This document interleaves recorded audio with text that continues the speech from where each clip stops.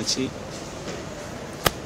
আমি তো দেখেছি যে উনি অত্যন্ত গার্ডেড কথা বলেছেন, শব্দগুলো একটা থেকে আরেকটা আলাদা করে বলার চেষ্টা করেছেন।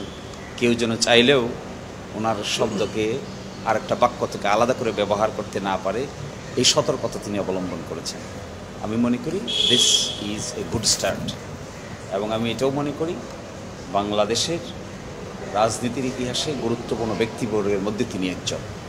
ফলে তিনি যে কথা বলবেন, যে স্পিরিট শো করবেন, এটা will be lesson to the nation.